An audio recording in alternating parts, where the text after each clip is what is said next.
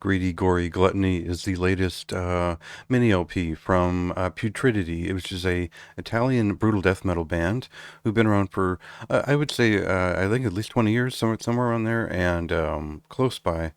And the original era of this band, I guess they've just kind of taken a break. They've been either working on other things, or there's been some separation of time between the last full length. And the band are best known, I think, for their Willowtip records, their second and third records, which were very much around and made their impression at a time where people had forgotten where like Deeds of Flesh and Disgorge had really brought that new wave of brutal death metal in the early 2000s, or kind of early to mid 2000s. So that's sort of, it's an important band for Italian brutal death metal. It's sort of a little bit of a meme for like how aggressive they were early on. Their drummer was fantastic. David Billia, their original drummer, was sort of one of the first people to sort of push that extreme drum style into Italian death metal at the time.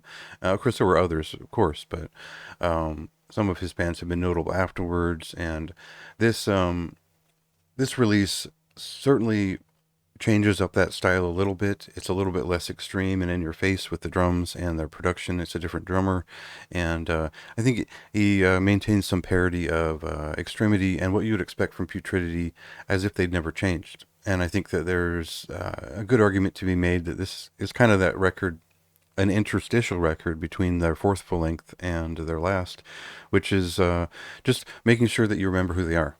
Really, that's what it is, because they've re-recorded two old songs on here, which you might recognize if you were a fan, and those are from their first two records, as far as I remember.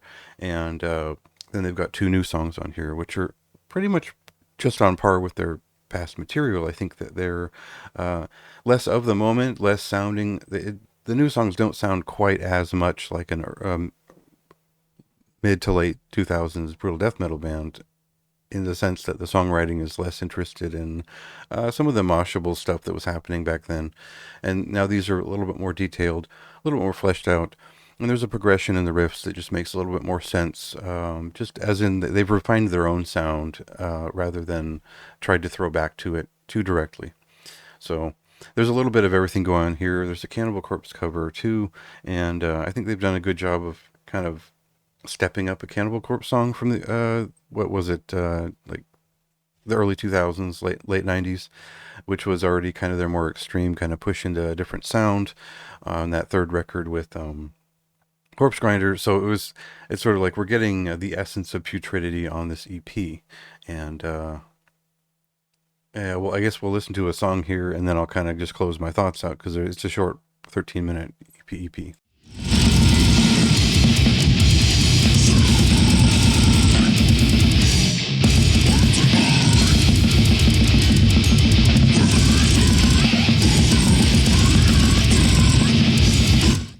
So pretty brief thoughts, because it's a pretty brief record. It's a 13-minute, 7-inch basically, and obviously it's available digitally also.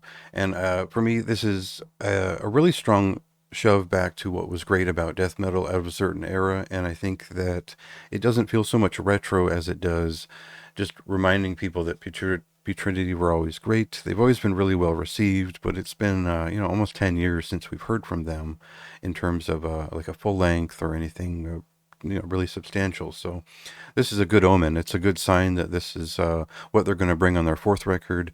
It's a good sign that they're picking up their sound without mutilating it or turning it into like groove metal or some shit like that.